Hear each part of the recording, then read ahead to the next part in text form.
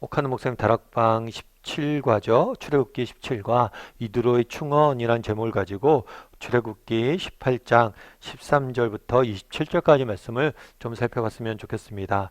우리 먼저 서론을 같이 읽어볼까요? 같이 읽도록 하겠습니다. 모세의 장인 이드로는 이스라엘 사람이 아니면서 하나님의 제사장으로 부름을 받았던 특별한 사람이었다. 그가 잠깐 모세를 방문한 자리에서 이스라엘의 앞날의 조직과 행정에 관하여 지대한 공언을 하게 될 충고를 하였다. 한마디로 말하면 분담 사역의 중요성에 관한 지혜를 가르쳐준 것이다. 이드로의 충언이 우리에게 무슨 교훈을 주는지 공부해보자. 우리가 계속해서 출애굽기에 대해서 배우고 있습니다. 출애굽기는 이스라엘 백성들이 애굽에서 종살이하다가 출애굽을 한 이후에 약속의 땅인 가나안 땅까지 가는 여정에 대해서 기록하고 있어요. 이 여정에 대해서 기록하고 있는데 이 여정이 쉽지만 않았죠. 광야길을 걸으면서 굉장히 많은 어려움들이 있었습니다. 무엇보다도 목마름의 어려움들이 있었고 배고픔의 어려움들이 있었죠. 그리고 지난 시간에 배웠던 것처럼 전쟁의 어려움들이 있었습니다. 이런 어려움들 이기고 하나님께서 이런 어려움 당했을 때 이 어려움들을 이길 수 있는 능력을 주셔서 이 어려움들 이기고 광야길을 계속해서 걸어가는 여정들을 배우게 돼요. 그런데 오늘 본문에 보면 또 다른 문제를 만나게 됩니다. 이전까지 만났던 문제가 외적인 문제, 이스라엘 외면으로부터 외적 환경으로부터 오는 문제라면 오늘 만나는 문제는 어떤 문제냐면 내적인 문제예요. 그 문제는 뭘까요? 그거는 뭐냐면 피로예요, 피로. 지치는 거죠. 그래서 이전에 외적 환경으로 인한 어려움들 당했다면 이번에는 내적인 문제를 가지고 경험하는 이스라엘 모습들을 보게 됩니다. 그럼 이 문제를, 이런 내적인 문제를 어떻게 해결했는지, 이를 통해서 우리가 배울 수 있는 점 무엇인지 우리가 함께 살펴봤으면 좋겠습니다. 지도를 보면 간단하죠. 고센 땅에서 나와서 바닷길로 가지 않고 광야길로 내려가게 됩니다. 그래서 지금 르비딤이라는 곳에 도착해 있어요. 이제 곧 시내산이 코앞에 있습니다. 시내산에 도착하기 직전에 어떤 일이 있었는지 지난 시간에 뭘 배웠어요? 르비딤에서 아말렉과의 전쟁에 대해서 배웠죠. 이 전쟁이 끝난 다음에 누가 찾아왔냐면 이드로가 찾아옵니다. 이드로는 미디안의 제사장이고 모세의 장인이에요. 근데 장인이 모세의 가족들을 데리고 찾아오게 됩니다. 그런 다음에 어떤 일이 있었는지 우리 한번 계속해서 살펴보죠. 1번 문제 같이 한번 읽어볼까요? 모세는 아침부터 무엇을 하고 있었는가? 13절에 보면 이렇게 돼 있어요. 이튿날 모세가 백성을 재판하느라 앉아 있고 백성은 아침부터 저녁까지 모세 곁에 서 있는지라. 아침부터 저녁까지 모세는 뭘 했냐면 재판을 했어요. 그래서 모세는 앉아 있고 백성들은 옆에 서 있었다. 이것은 재판을 할 때 전형적인 모습이에요. 전형적인 모습. 그래서 모세는 재판을 했고 백성들은 모세에게 찾아와서 그 재판을 하나하나 듣고 있었던 거죠. 그래서 이 재판하는 모습들을 보게 됩니다. 그런 다음에 어떤 일이 있었을까요? 왜 재판을 하나님께 묻는다는 말로 표현하고 있는가? 15절 16절에 그렇게 돼 있어요. 모세가 재판을 하고 있었잖아요.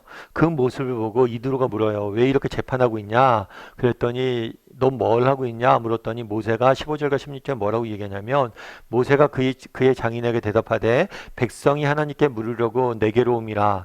그들이 일이 있으면 내게로 오나니 내가 양쪽을 재판하여 하나님의 율례와 법도를 알게 하나이다. 뭐라고 얘기했냐면 백성이 하나님께 물으려고 내게 옴이라. 재판 했을 때 이 재판에 대한 이해를 우리가 알 수 있죠. 재판은 어떤 과정이에요? 하나님의 뜻을 그리고 하나님의 판결을 구하는 과정이에요. 모세에게 왔지만 사람들이 모세에게 왔지만 모세에게 온 게 아니에요. 뭘 물으려고 온 거야? 하나님의 뜻이 어디 있는지, 하나님은 이 사실에 대해서, 이 사건에 대해서 어떻게 판결하시는지 하나님의 뜻을 구하는 과정이 뭐예요? 재판인 거예요. 모세는 철저히 이걸 알고 있었어요. 그러니까 내가 알고 있는 내 생각이나 우리가 갖고 있는 관습, 우리가 갖고 있는 무엇이 아니라 이 일에 대한 하나님의 뜻은 무엇이냐? 그것들을 하나님께 묻고 그것들을 알려주는 것. 그것이 자신의 역할이라고 이해하고 있었던 거죠.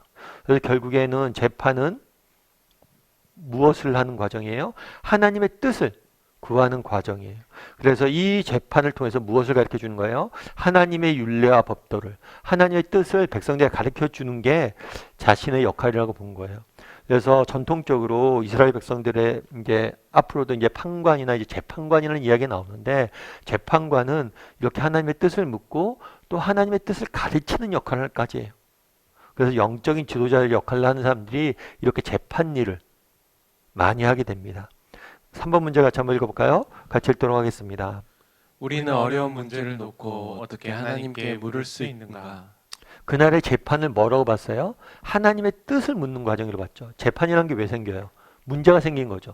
사람 사이에 문제가 생겼건 어떤 갈등이 생겼건 어떤 문제에 직면했을 때 이 문제를 가지고 뭘 하고 있는가, 이 사람들은, 지금 이스라엘 백성들은 하나님의 뜻을 물어보고 있는 거예요. 욥기서 보면 욥기서 42장 4절에 이렇게 되어 있어요. 내가 말하겠사오니 주는 들으시고 내가 묻겠사오니 주여 내게 알게 없어서. 내가 말하겠사오니 내가 주께 묻겠사오니. 그 당시 욥은 말로도 할 수 없는 고통을 당했죠. 어느 날 갑자기 자녀들이 다 죽고 가진 재산을 다 잃고 사랑하는 아내마저도 떠나고, 정말 한순간에 한 사람이 겪을 수 있는 정말 최악의 고통을 다 한꺼번에 겪게 된 거예요. 몸까지 병들고. 그랬을 때 자신이 당한 고통에 대해서 뭘 하는 거예요? 하나님 앞에 묻는 거예요. 하나님 알려달라고. 이것들을 우리가 어떻게 해석하고 어떻게 바라봐야 되는지, 내게 왜 이런 고통들이 임했는지. 그럼 우리는 어떠냐는 거죠. 우리도 인생을 살다 보면 개인적으로 고통이나 고난을 당할 때도 있습니다. 사람 사이에 갈등도 생길 때가 있어요. 여러 가지 문제가 있어요. 그럴 때 하나님 앞에 여러분 묻는 사람입니까? 하나님의 뜻과 계획에 대해서 묻고 그것들이 무엇인지 찾고자 노력하는 사람인지 한번 물어보면 좋을 것 같아요. 한번 각자 돌아보면 좋을 것 같아요. 정말 인생에 어려움이 있을 때마다 하나님 앞에 나가서 이렇게 하나님의 뜻과 계획, 하나님 내게 이런 것들 왜 허락하셨는지 묻고 또 그것을 구하는 사람인지 한번 점검해 보면 좋겠죠. 저도 마찬가지예요. 정말 여러 가지 문제들이 있죠. 어려움들이 있죠. 그럴 때 우리가 문제와 사람에게 시선을 맞추면 안 돼요. 끊임없이 하나님께 맞추려고 노력을 해야 되죠. 하나님이 왜 허락하셨을까? 하나님이 이걸 통해서 내게 주시는 교훈은 무엇일까? 이런 것들 물을 수 있어야 될 것 같아요. 그럼 어떻게 하면 이런 것들을 물을 수 있을까요? 어떻게 하면 이렇게 하나님의 뜻을 물을 수 있을까요? 그거는 우리가 이렇게 물을 수 있는 건 이유는 뭐냐면 확신 때문이 아닐까 싶어요. 확신. 무엇에 대한 확신이요? 하나님의 지혜와 사랑에 대한 확신. 하나님이 나보다 나를 더 사랑하시고 하나님이 나보다 더 지혜롭다는 확신. 그래서 정말 하나님께서, 나보다 나를 더 사랑하시는 하나님께서, 나보다 더 지혜로운 하나님께서 내 인생길을 인도하실 것이고 어디로 가야 되는지 그분이 가장 잘 아신다. 그분이 나를 사랑하시고 그분이 내 인생에 대해서 누구보다 잘 아시고 어떤 길로 가야 되는지 그분이 누구보다도 가장 잘 아신다 라는 확신이 필요한 것 같아요. 문제는 뭐냐면 우리가 이런 확신이 사라지는 거죠. 그래서 우리에게 이런 확신이 있는지, 그리고 이런 확신이 있다면 우리는 하나님께 물을 수 있겠죠. 김인강 씨라는 분이 계세요. 이분은 2살 때 소아마비가 걸리셨어요. 근데 집이 워낙 가난해갖고 제대로 된 치료를 못 받으셨어요. 그래서 어떻게 되냐면 평생을 이렇게 기어만, 몸을 제대로 움직일 수 못해서 기어만 다닐 수밖에 없는 형편이에요. 그래서 초등학교 들어갈 나이가 돼서 초등학교 가려고 그러는데 혼자 걸어 다닐 수도 없고 기어 다닐 수밖에 없으니까, 또 과거에는 이렇게 몸이 불편한 장애우들에 대한 이렇게 교육받을 수 있는 기회가 흔하지 않았어요. 그러다 보니까 초등학교에서 입학을 거절당하게 됩니다. 준비가 안 됐다. 초등학교도 못 가고 정말 이러한 몸도 쓰지 못하고, 그럼에도 불구하고 나중에 이분이 어떻게 됐냐면 서울대 수학과를 진학하게 되고 미국의 버클리에 가서 유학까지 가서 공부하게 되고 나중에 서울대 교수님까지 하게 돼요. 그래서 이분이 이런 이야기를 썼더라고, 책에. 뭐라고 썼냐면 2다리로 서본 기억이 나는 없다. 2살 때 소아마비를 앓았고 소위 말하는 안진뱅이가 되었다. 비료 부대 위에 엎드려 한 손으로 땅을 짚고 다른 한 손으로는 부대를 잡아 끌며 흙바닥 위로 다니는 나를 보고 사람들은 혀를 찼다. 그들은 내가 거지가 될 것이라고 생각했을 것이다. 하지만 하나님의 계획은 달랐다. 이성에 꽂힌 수학, 그 중에 위성 수학을 전공한 수학자가 만난 하나님, 그리고 그분 안에서 발견한 기쁜 공식, 그 이야기를 지금 시작하려고 한다. 뭐라고 됐냐면 하지만 하나님의 계획은 뭐예요? 달랐다는 거예요. 사람들은 거지가 될 거라고 이야기했어요. 하지만 하나님의 계획은 달랐고 하나님께서 내 인생을 다르게 인도하셨다는 거죠. 여러분 이런 부분에 대해서 우리가 확신이 있냐는 거예요. 그분의 지혜에 대한. 왜 하나님 앞에 가서 물어요? 하나님이 나를 나보다 더 사랑하시고 나보다 나를 잘 아시고 그렇기 때문에 나에게 가장 좋은 것이 무엇인지 누구보다도 아신다는 거예요. 그 부분에 대해서 확신을 가졌으면 좋겠어요. 우리의 생각은 다 알 수 없잖아요. 하나님의 뜻은. 지금 당장 안 보일 수 있잖아요. 그러니까 그날에 이스라엘 백성들이 이렇게 하나님의 뜻, 인생의 문제를 만났을 때 하나님의 뜻에 물었던 것처럼 우리도 물을 줄 아는 사람이 되면 좋겠다라는 생각이 있습니다. 우리 4번 문제 같이 한번 읽어볼까요? 같이 읽도록 하겠습니다.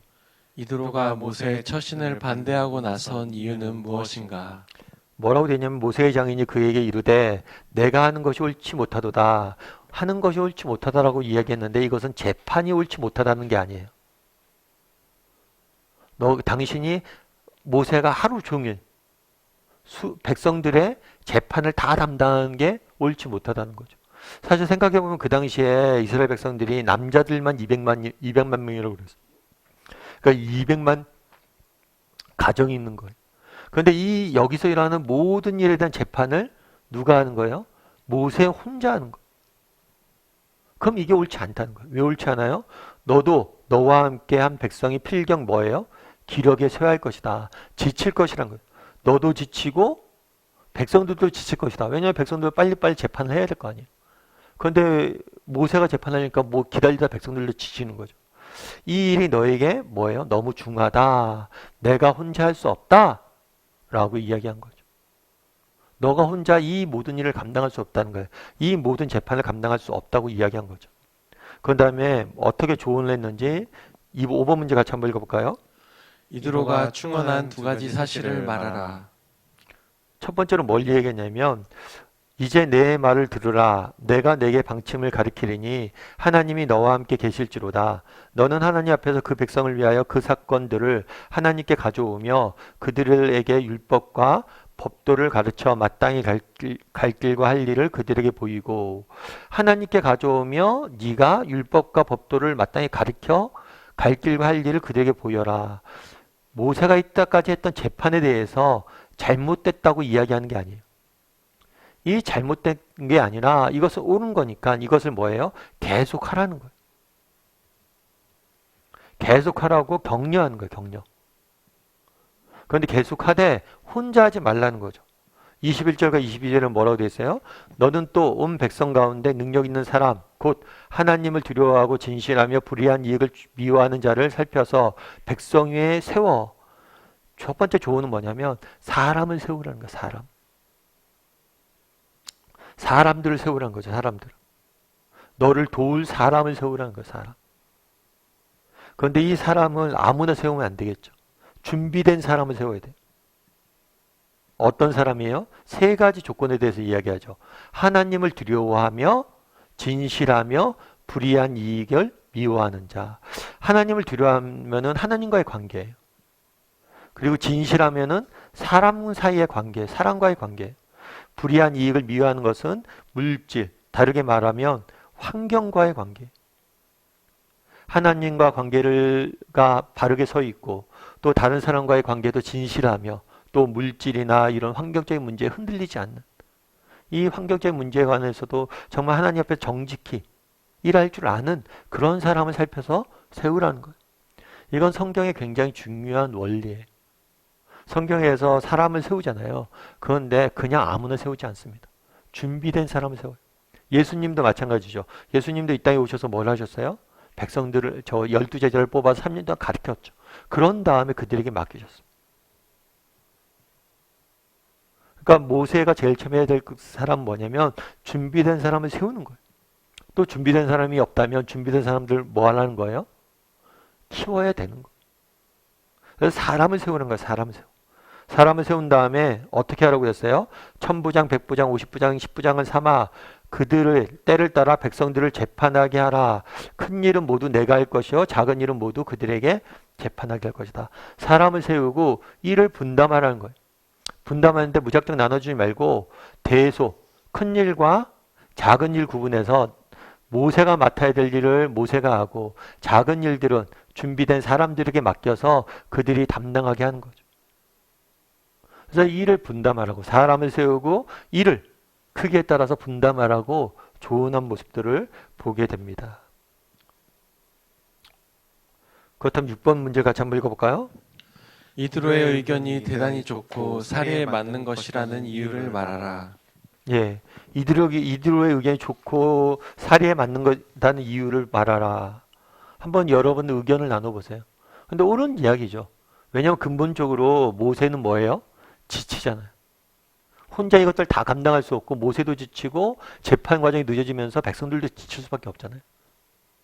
그래서 준비된 사람, 그러니까 아무나 세워도 안 되고 준비된 사람을 세워서 그들에게 분담하는 것. 그것은 굉장히 서로에게 유익이 되겠죠. 7번 문제도 같이 한번 읽어볼까요? 모세는 하나님을 직접 만나 말씀을 듣는 특별한 위치에 있었던 선지자요, 제사장이요, 왕이었다. 그럼에도 불구하고 백성 가운데 지도자를 세워 이를 분담하는 지혜를 알지 못하였다는 점에 대해 무엇을 배울 수 있는가? 무엇을 배울 수 있어요? 모세는 그 당시에 이스라엘 백성들을 이끄는 지도자였잖아요. 한데 그 역시 뭐예요? 모세 역시 완벽하지는 않았다는 거예요. 모든 것을 알 수 있는 건 아니란 거예요. 모세 역시 뭐가 있을 수 있어요? 부족한 점이 있을 수 있다는 거예요. 그래서 우리가 이 부분에 대해서 인정을 해야 돼요. 내가 저도 마찬가지죠. 저도 담임 목사이기 때문에 내가 모든 것을 완벽히 잘할 줄 안다. 그렇게 생각하진 않아요. 저도 부족한 점들이 있죠. 그래서 사실은 제가 성도님들에게 되게 감사한 게 있어요. 제가 워낙 부족한 점이 많은 사람이에요. 근데 우리 성도님들이 많이 참고 기다려주시고 품어주시고 도와주시고 그래서 제가 목회할 수 있는 거 아니겠어요? 그래서 우리 지도자들도 뭐 할 수 있어요? 부족한 점이 있을 수 있어요.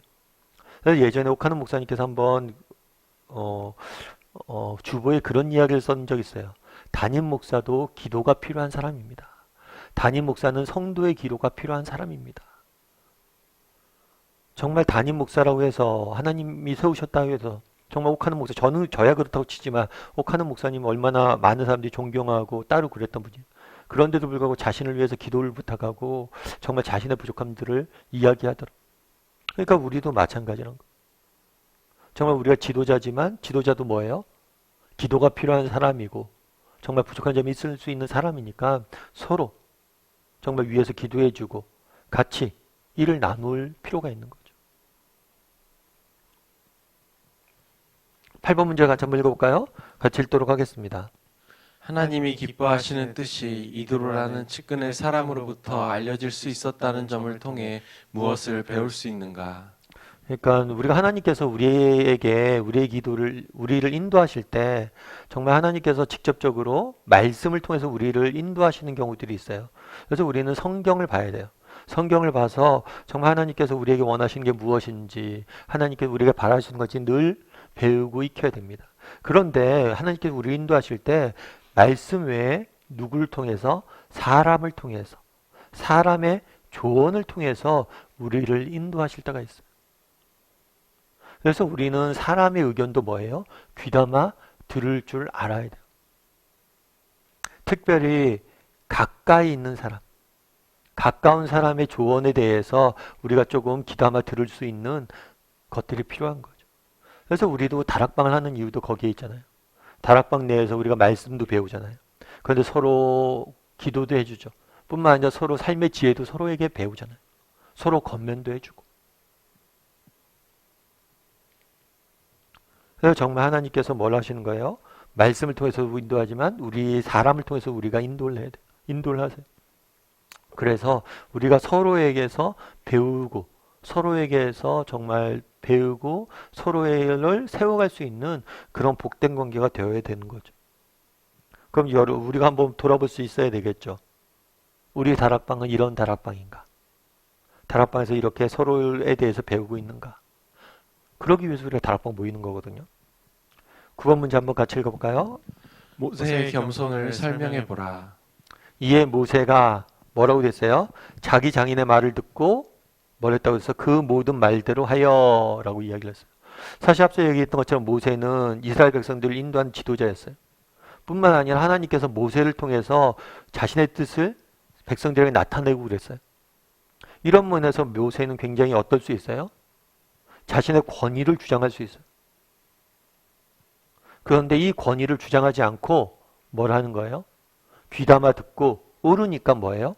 받아들이는 모습들을 보게 되는 거죠. 그래서 이 모세의 모습 속에서 우리는 뭘 발견하냐면 겸손을 발견하게 되는 거예요. 결국에 우리도 마찬가지예요. 우리도 결국에 뭐냐면 이 겸손이 우리 안에 존재를 해야 돼요. 오늘 본문에 보면 모세가 정말 아까 하나님의 뜻을 구하는 것도 마찬가지예요. 하나님의 뜻을 어떻게 구할 수 있냐? 겸손해야 돼, 겸손. 내 인생 내 마음대로 내 뜻대로 내 지혜와 생각대로 살 수 있다라고 판단하면 안 돼요. 하나님에게 가져가야 돼. 마찬가지로 사람들의 말도 마찬가지예요. 사람 앞에서 우리가 겸손해야 돼요. 하나님이 사람을 통해서도 내게 메시지를 줄 수 있잖아요. 그래서 늘 다른 사람의 이야기를 귀담아 듣고 배울 수 있는 그런 자세를 좀 가져야 돼요. 여러분 다락방 모일 때도 마찬가지잖아요. 다락방 모일 때 오늘 우리 다락방 식구들이 있는데 우리 다락방 동료들을 통해서 하나님께서 내게 주시는 메시지가 분명히 있을 것이다. 저들을 통해서 내게 말씀해 주실 것이다. 그래서 그 사람들의 이야기를 귀담아 듣고 뭘 하는 거예요? 배울 수 있는 거죠. 저도 마찬가지고요. 저도 제자훈련이나 이런 거 하면서 제가 제자훈련이나 이런 거 성경 공부나 이런 것들을 하면서 저도 가르치기도 하죠. 근데 저도 많이 배워요. 집사님들의 말이나 또 이렇게 인생을 바라보는 시각들이나 이런 것들에 대해서 제가 굉장히 많이 배웁니다. 여러분들 그럼 배울 수 있는 자세가 있냐? 한번 돌아봐야 되죠. 예전에 오카노 목사님께서 이제 소천하셨을 때 이야기예요. 오카노 목사님께서 소천하셨을 때 홍정길 목사님이 이제 예배를 한번 인도하셨는데 홍정길 목사님 그런 이야기 하더라고요. 개인적으로 홍 목사님 돌아가셔서 너무 슬프다고 개인적으로. 그래서 왜 개인적으로 슬픈가 했더니 형이 없어서 슬프다. 나 찾아가서 나를 혼내줄 수 있는 형이 없어서 슬프다고. 그래서 그런 얘기를 해요. 어렸을 때는 빨리 우리 잘하고 싶잖아요. 빨리 형이 되고 싶고 내가 뭔가 높은 지휘자의 위치에 올라가고 싶고 지도자의 위치에 올라가고 싶고 리더가 되고 싶고 그런 마음들이 있는데 막상 돼 보니까 형이 필요하다는 거예요. 그런데 그런 형이 없어서 나를 가리키고 혼내줄 수 있는 형이 없어져서 슬프다라는 이야기를 하더라고요. 참 그 얘기를 하면서 제가 오카노 목사님과 홍정길 목사님 관계도 되게 부러웠고 또 한 가지는 홍정길 목사님 말씀도 맞다 이런 생각이 들면서 홍정길 목사님 그 태도도 굉장히 좋더라고요.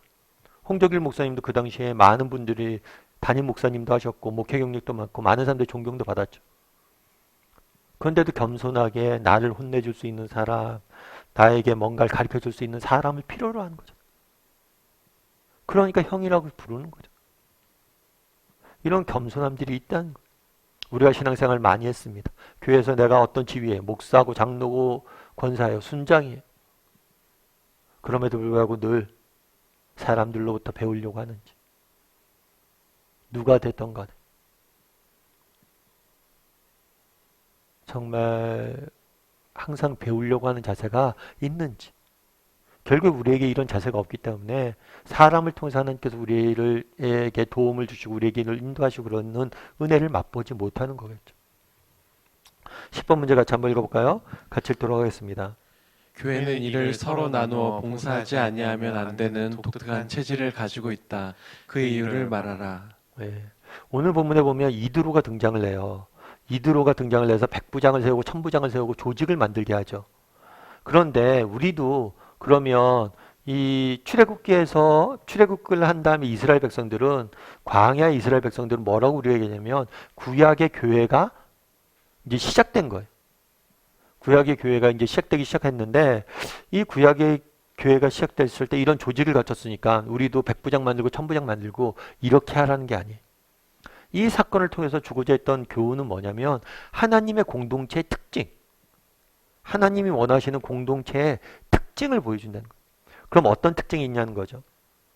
로마서 12장 4절부터 5절까지 이렇게 됐어요.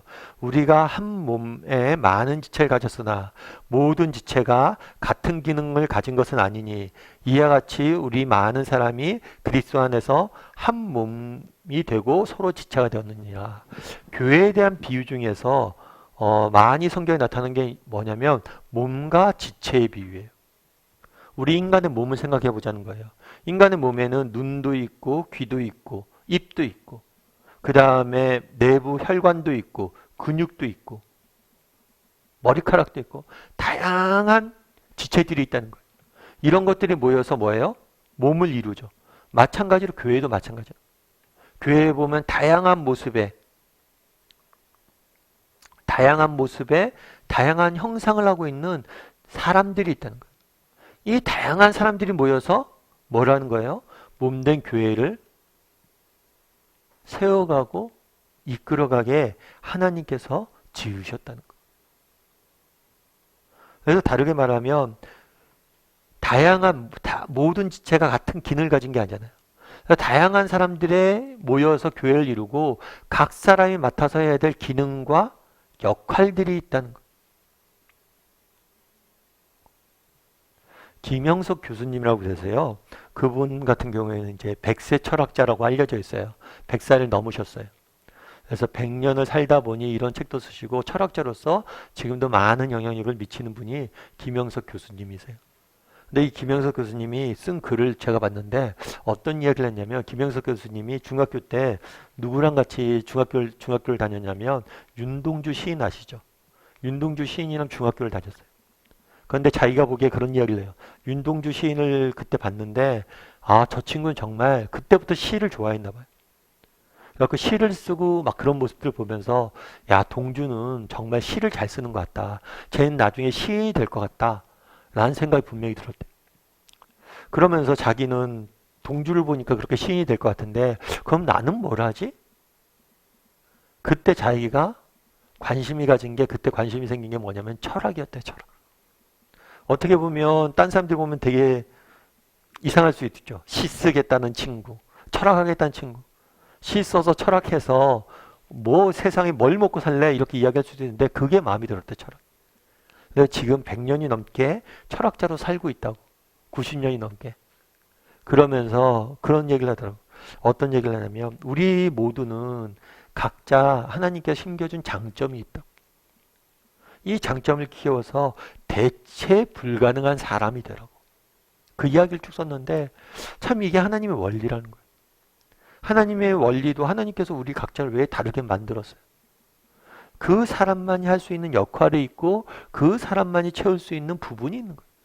우리는 대체 불가능한 존재들이라는 거예요. 그게 하나님 교회의 꿈이란 거예요. 그래서 우리 교회에 구성되어 있는 모두는 뭐예요? 모두는 주인공이라는 거예요. 주인공. 그날의 이드로도 마찬가지였죠. 이드로도 이방인이었고 그랬지만 그를 통해서 하나님께서 그의 역할들을 조언을 통해서 그 공동체를 이루어가죠. 우리 모두가 뭘 할 수 있는 거예요? 꼭 필요한 존재들. 그게 하나님의 교회의 특징이란 거죠. 에베소서 4장 7절은 뭐라고 되어 있어요? 우리 각 사람에게 그리스도의 선물의 분량대로 은혜를 주셨사오니 이 은혜라는 단어는 은사라는 단어와 똑같아요. 그리스도의 선물의 분량대로. 무슨 얘기냐면 아까 얘기했잖아요. 우리 각 사람이 지체로서 맡아야 될 역할이 있어요. 이 역할을 감당할 수 있도록 뭐까지 주신다는 거예요? 하나님께서 은사를 주세요. 그래서 그 역할들을 잘 감당할 수 있도록. 그래서 저희 교회가 꿈꾸는 교회의 모습이 조각보 공동체잖아요. 조각보는 어떤 거예요? 작은 천들이 모여서 이 천조각들이 모여서 큰 하나의 형상을 이루는 거죠. 한 가지 색깔, 한 가지 천이 아니라 다양한 모습의 다양한 모양의 다양한 천들이 모여서 정말 하나님의 큰 공동체를 이루는 것. 저희 교회의 꿈이 그거예요. 그래서 여러분들도 정말 이건 왜 이런 꿈을 꿨냐? 교회가 그렇다고 성경이 가르치기 때문이에요. 몸과 지체의 비유처럼. 그래서 우리 한 사람 한 사람이 다 주인공이 돼서 한 사람도 소외가 되지 않고 우리 한 사람 모두가 정말 교회에서 함께 뛰고 함께 봉사하고 함께 섬기면서 교회를 세워갔으면 좋겠다는 거죠. 그게 하나님의 꿈이기 때문에. 11번 문제 같이 한번 읽어볼까요? 같이 읽도록 하겠습니다. 전도서 4장 9절에서 12절을 함께 읽고 느끼는 바를 이야기해보라. 두 사람이 한 사람보다 나음은 그들의 수고함이 좋은 상을 얻을 것임이라.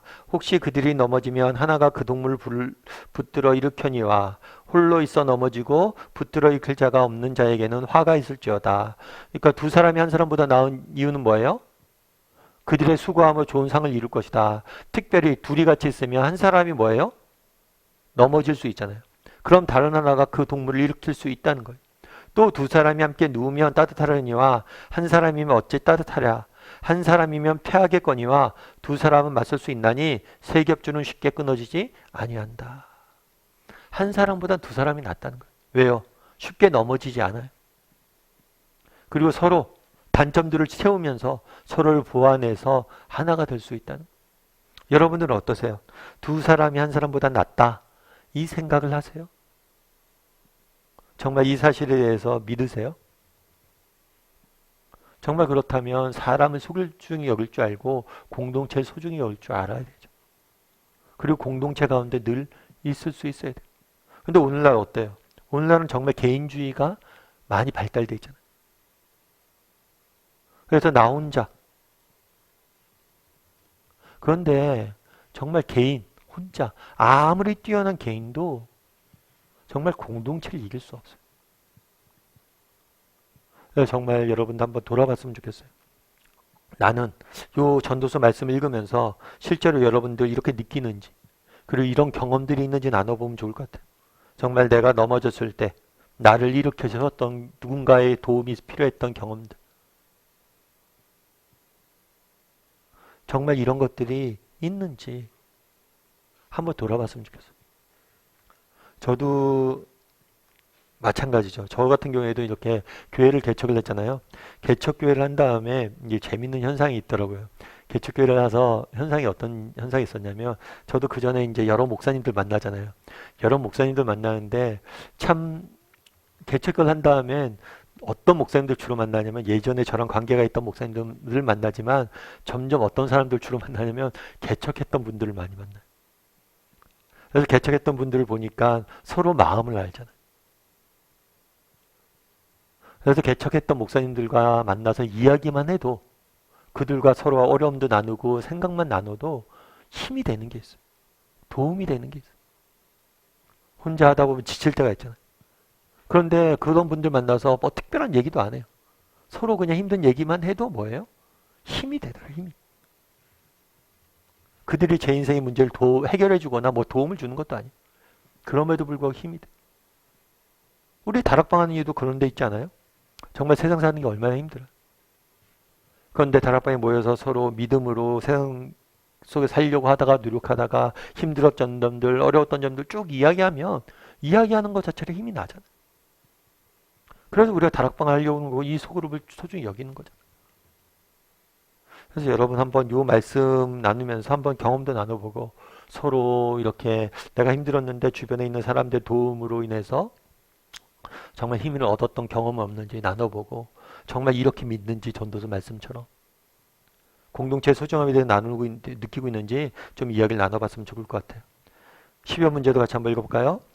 당신은 교회에서 다른 형제를 섬기기 위해 어떤 은사를 가지고 있다고 생각하는가? 그리고 앞으로 어떤 일에 특별히 도움이 되고 싶은가? 예, 앞서 얘기했던 것처럼 우리 모두는 대체 불가능한 존재예요. 우리 모두는 교회 공동체를 위해서 꼭 해야 돼. 나만이 채울 수 있는 공간이 있어요. 근데 이 나만이 채울 수 있는 공간을 잘 채울 수 있도록 하나님 뭘 주신다고요? 은사를 주세요. 그래서 여러분들 저는 가진 게 없어서요. 저는 할 수 있는 게 없어서요. 못해요. 이런 이야기 하면 안 돼요. 왜요? 그거는 하나님의 약속을 무시하는 거예요. 하나님 반드시 우리에게 각 사람에게 뭘 주신다고 그랬어요? 우리가 채워야 될 그 공간을 채울 수 있는 은사를 주신다고 그랬어요. 그런데 왜 많은 사람들이 은사를 못 느낀다고 그러냐? 은사가 없다고 느끼느냐? 저는 은사가 없어요. 오늘 질문도 그렇잖아요. 어떤 은사가 있습니까? 뭐가 있지? 잘 모르겠는데 라고 느껴요. 그럼 왜 그럴까요? 그건 뭐냐면 이 은사는 언제 발견할 수 있냐? 이 은사를 발견할 수 있는 거는 해봐야 돼. 시도를 해봐야 돼. 시도를 좀 해볼 필요가 있어요. 그랬을 때 내가 이런 것도 있구나 이렇게 발견하게 되는 거예요. 저도 마찬가지예요. 저도 예전에 저는 이제 대학교 때 신문방송학과를 다녔거든요. 신문방송학과를 다녔는데 신문방송학과는 뭐 신문 기자도 될 수 있고 방송 기자도 될 수 있고 방송에 나오는 사람도 될 수 있고 다양한 게 될 수가 있죠. 근데 제 친구들이랑 그런 얘기를 했어요. 야, 우리는 방송 체질이 아니라고. 우리 말도 잘 못하고 우리 발음도 안 좋고 어눌하고 못생겼고 그래서 사람들 앞에서 나와서 이야기하는 것 그런 거는 우리 체질이 아니라고. 우리의 재능이 아니라고. 우리는 사람들이 안 보이는 데서 그냥 글을 쓰거나 이런 걸 해야 된다고. 그런 이야기를 했어요. 꿈도 못 꿨죠. 그런데 어느 순간 보니까 하나님께서 제 인생을 인도하시다가 사람들에게 가리키는 일들을 하게 하잖아요. 그리고 요즘 매일같이 유튜브에도 나오게 하시고 참 알 수가 없는 거예요. 저도 이렇게 사람들 앞에 나와서 가르친다는 것 자체에 대해서 그런 꿈도 못 꿨어요. 그런데 하다 보니까 하게 되더라고요. 중요한 건 뭐냐면 시도예요, 시도. 이걸 발견하지 못하는 이유는 뭐냐면 시도 자체를 안 해봤기 때문에. 내가 중보기도 연사가 있는지 없는지 어떻게 알아요? 중보기도를 해봐야죠, 알죠. 가르침의 연사가 있는지 없는지 어떻게 알아요? 가르쳐봐야지 알죠. 기도해보고 가르쳐보고 섬겨봐야지 아는 거예요. 그래서 여러분들 시도를 많이 해보세요. 그럼 어떻게 해보면 좋을까요? 다락방에서부터 시도해보세요. 다락방에서부터 자신이 뭘 내가 우리 다락방에서 섬길 수 있을까? 또 여러분들이 속한 우리 교회에서부터 내가 교회를 위해서 뭐 한 가지라도 더 할 수 있을까? 이런 걸 고민해보고 섬겨보세요. 그럼 발견하게 되는 거예요. 우리의 문제는 뭐예요? 시도 자체를 안 하는 거예요. 하나님이 주셨는데 그래서 발견하지 못하는 거예요. 그래서 여러분들 이런 이야기들 한번 쭉 나눠보면 좋을 것 같습니다.